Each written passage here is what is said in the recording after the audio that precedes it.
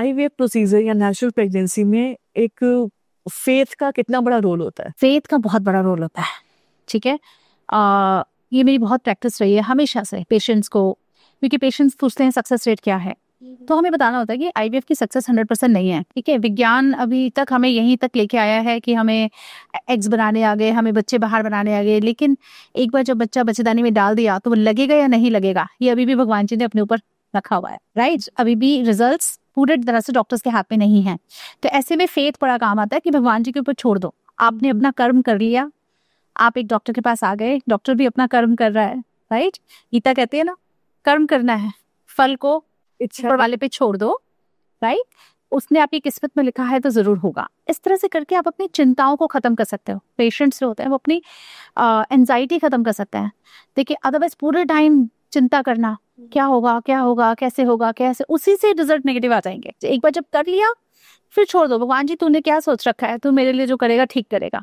I think that really helps a lot in decreasing the anxiety levels. And क्या मतलब, I am sure कई IVF attempts भी होते हैं, कई बार नहीं भी होता, तो जब उसमें फेथ ब्रेक होता है तब क्या करना चाहिए? सो देखिए बहुत बार ऐसा होगा कि आईवीएफ फेल होंगे, राइट, एंड बहुत ही शैटरिंग एक्सपीरियंस होता है किसी के लिए भी आईवीएफ का फेल होना या प्रेगनेंसी होके खराब हो जाना। दोनों ही चीजें पेशेंट्स को बिल्कुल तोड़ देते हैं।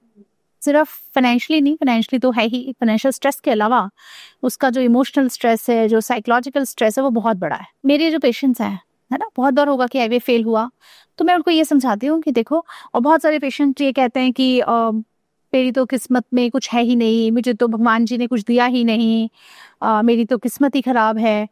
तो उनको मैं हमेशा समझाती हूँ कि हमेशा पहले तो सुबह उठ के 3 चीजों के लिए थैंक यू बोलो भगवान जी को। पहली बात, तुम्हें सेहत दी है कि नहीं, हेल्थ। अगर तुम मेरे सामने बैठे हो, ठीक है, एक बच्चे के लिए बैठे हो, but otherwise you are healthy, आप किसी बड़ी बीमारी से सफर नहीं कर रहे हो, आप हो कैंसर नहीं है, आपके मल्टीपल ऑपरेशन नहीं हो रखे, so that's a big blessing, पहली बात। दूसरी बात, आपका पार्टनर, आपकी फैमिली, अगर आपकी फैमिली सपोर्टिव है, आपको वो फर्टिलिटी सेंटर तक लेके आ रही है, राइट, कहीं ना कहीं आपकी सपोर्टिव फैमिली है, ये बहुत बड़ी ब्लेसिंग है। First is health, thank you बोलो। Second is family, and third जो है आपके फाइनेंशियल्स, कि आपके पास खाने पीने के लाले नहीं पड़े हुए, ठीक है। हमारे पास बहुत से पेशेंट्स आते हैं जहाँ उनको पता नहीं होता कि सेकंड टाइम की रोटी कहाँ से आने वाली है, आपके घर का चूल्हा चल रहा है। तो ये 3 चीजें बहुत बड़ी हैं, ठीक है। बच्चा होना ठीक है, एक इच्छा है, बट आईवीएफ फेलियर को इतना भी दिल पे नहीं लेना है कि आप बाकी जो चीजें जिंदगी में जो ब्लेसिंग दे रखी है उसको हम इग्नोर करते हैं। सही बात है। सो आप ये कह रहे हो कि अगर आईवीएफ ट्रीटमेंट करवा रहे हैं या प्रेगनेंसी कर रहे हैं तो हमको पॉजिटिव रहना चाहिए उस जर्नी में? पॉजिटिविटी बहुत मैटर करती है। देखिए ये सारे इनफर्टिलिटी स्पेशलिस्ट का पता है, हम लोग जब आपस में मिलते हैं, बहुत सारे आईवीएफ स्पेशलिस्ट, तो हम लोग बात करते हैं कि जो पेशेंट बहुत टेंशन में है, जो पेशेंट पूरे टाइम सोच रहा है क्या होगा, मैं क्या करूं, मैं ये होगा कि नहीं होगा, उनकी प्रेगनेंसी चांसेस कम हो जाते हैं। और जो पेशेंट बहुत मस्त होता है, 2 तरह के पेशेंट बड़े मस्त होते हैं। एक होते हैं जो बिल्कुल गांव से हैं, जिनको ट्रीटमेंट समझ नहीं आ रहा, हाँ जी, ठीक है, बस जो फेथ में आए कि हाँ जो होगा अच्छा होगा, डॉक्टर साहब जो करोगे आप अच्छा करोगे, वो जरूर कंसीव करते हैं। और दूसरे पेशेंट्स होते हैं जो नॉलेज सब है, उनको इलाज सब पता है, लेकिन वो मस्त है कि हो गया तो ठीक है, नहीं हुआ तो हमारी जिंदगी तो चली रही है, ठीक है, वी आर फाइन। वो पेशेंट भी जरूर कंसीव करता है।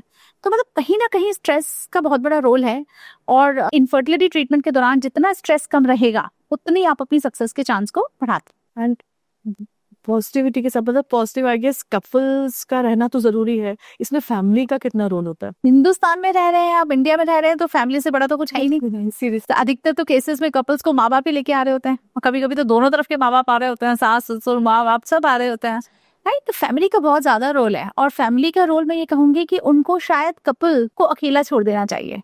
ये एक फैक्टर जो हम पेशेंट के साथ अकेले बैठ के जब बात करते हैं, तो ये थोड़ा सा कहीं ना कहीं कोई भी कुछ फैमिली में बोल दे तो उनको थोड़ा पिंच होता है, या उस फैमिली में खुदा ना खास्ता ऊपर नीचे अगर किसी का बच्चा अभी अभी हुआ है, दुरानी का हो गया, जेठानी का हो गया, तो एक बहुत मेंटल प्रेशर में वो दंपति आ जाता है। हाँ, वो दंपति आ जाता है ऐसे में, और हर कपल की जर्नी बिल्कुल फर्क होती है।